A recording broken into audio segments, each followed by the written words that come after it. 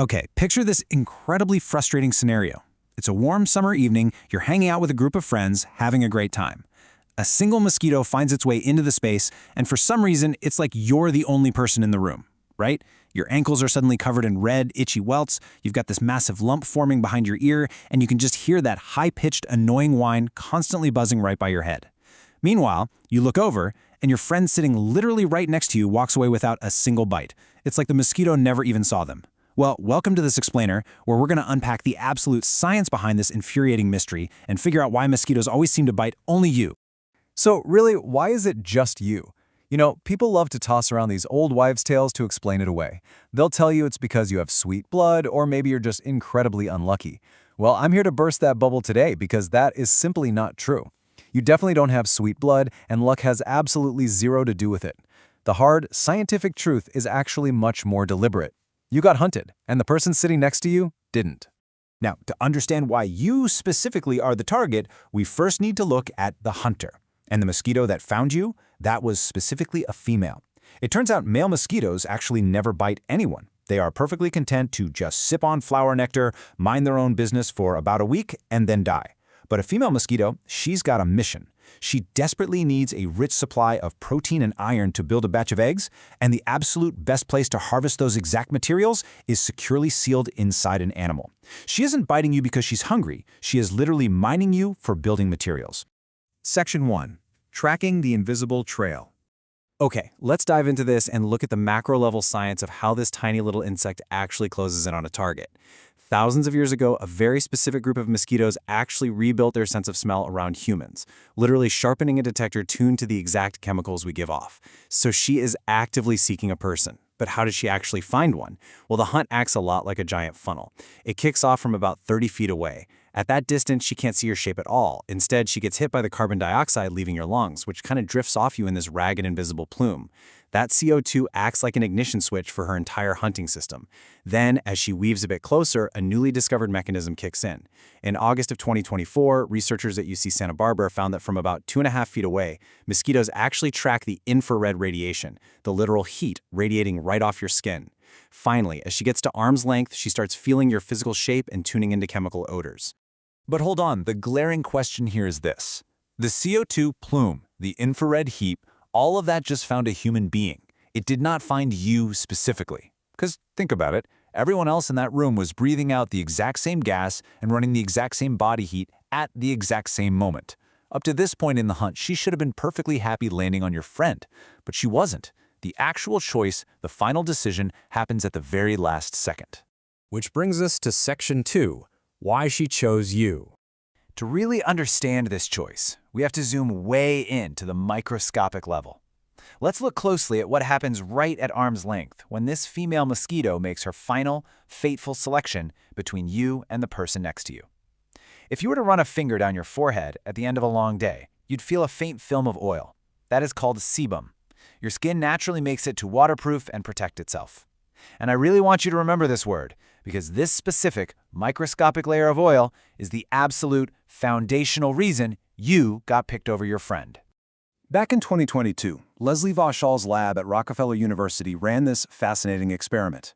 They had volunteers wear nylon stockings on their arms for 6 solid hours, just to soak up all their skin oils. Then they cut those stockings up and basically put them in a tournament, letting mosquitoes literally vote by flying toward the one they liked best. The undisputed champion of this tournament, a person known in the study only as Subject 33, attracted roughly 100 times more mosquitoes than the weakest competitor. I mean, think about that. That's not a slight edge, an amazing 100-to-1 margin. And get this, when they ran the test again years later, the mosquitoes still utterly obsessed over Subject 33. So, the crucial point we have to figure out is, what exactly was in Subject 33's sebum? The answer is carboxylic acids. These are really sharp, sour chemical compounds that are ultimately responsible for the smell of human sweat and, well, dirty gym socks. Now, everyone produces them, sure, but the people who get bitten the most, the true mosquito magnets among us, they simply produce far, far more of these specific acids in their sebum. Section 3. The Limburger cheese connection. This brings us to perhaps the strangest and honestly most humorous part of this whole explainer, because you don't actually make those sour, sweaty smells all on your own. Your sebum is actually food. See, your skin carries something like 1 trillion bacteria, and they are the ones constantly breaking those oils down into the small, airborne compounds that drift off your arm. There's this quote that just perfectly captures it. What a mosquito smells across a room is the exhaust of the colony farming your skin. So it's not really you they are smelling, it's the microscopic life living on you, eating your sebum, and releasing that scent right into the air. And we learned just how incredibly powerful this bacterial exhaust really is, thanks to a Dutch entomologist named Bart Knowles. In the 1990s, he noticed that malaria-carrying mosquitoes kept landing specifically on his feet, so he decided to test them against Limburger cheese. And wouldn't you know it, the mosquitoes went for the cheese just as eagerly as the human foot. Why? Because Limburger cheese is actually ripened with a close cousin of the exact bacterium living between your toes, and both of them chew fats into the exact same carboxylic acids. The mosquitoes weren't confused at all. They were just perfectly following the bacteria's scent. So, at the end of the day, it really comes down to the microscopic real estate on your skin. A 2011 Wageningen University study sampled the skin of 48 different men. The men who acted as huge mosquito magnets carried a much larger overall amount of bacteria, but fewer different kinds. The people the mosquitoes totally ignored, however, had a much broader, more diverse mix of bacteria. It's highly likely that this wider diversity actually includes species whose byproducts literally jam the mosquito's signal, acting almost like a natural chemical camouflage. Section 4, Genetics, Bacteria, and Beer. So let's see how this builds into our daily lives. If our personal scent is just a bacterial byproduct, what parts of this are hardwired into our biology, and what parts can we actually control? Well, it turns out you are largely hardwired. In 2015, the London School of Hygiene and Tropical Medicine tested this exact thing using twins. They put the hands of twins at the ends of a Y-shaped tube to see who the mosquitoes actually preferred. With identical twins who share all their genes, the mosquitoes liked both equally. But with non-identical twins who only share half their genes, the mosquitoes clearly picked a favorite every time. This basically proved that the underlying skin environment making you a mosquito magnet is mostly inherited. It's handed down through your DNA just like your eye color or your height. But is there anything you can control? Well, yeah, but you aren't going to like it.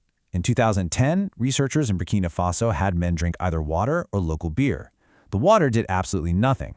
But the men who drank a quart of beer, they became measurably more appealing to mosquitoes within just 15 minutes. So beer is pretty much the one biological lever you can pull. But unfortunately, pulling it only makes things worse for you. Now, I know exactly what you're thinking. You're saying, okay, but what about my friend who swears they literally never get bitten? A lot of that is actually just psychological bias, what we call the yellow car bias, where you only really notice your own itchy welts. But physically, getting bitten and reacting to a bite are two entirely different things. That itchy welt you hate is just an immune response to the proteins in mosquito saliva. If someone is bitten by the same species over and over again, their skin slowly gives up and just stops reacting. So that friend who walked out looking completely clean, they likely got bitten just as much as you did, their body just completely stopped raising the alarm. And hey, if you're wondering why we can't just fix this with some clever genetic engineering, science has actually tried. That same Rockefeller lab engineered mosquitoes with their carbon dioxide receptors completely deleted. It barely even slowed them down. So they stepped it up and deleted entire families of odor-detecting genes. Guess what? The mosquitoes still found the humans.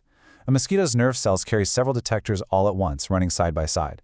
There is no single biological wire we can just cut. If you take away one route to find you, the other nerves just quietly pick up the slack. Section 5. The deadliest animal on Earth. Now we need to shift gears for a second, because this incredibly redundant, virtually unbreakable tracking system isn't just an annoyance at a summer barbecue.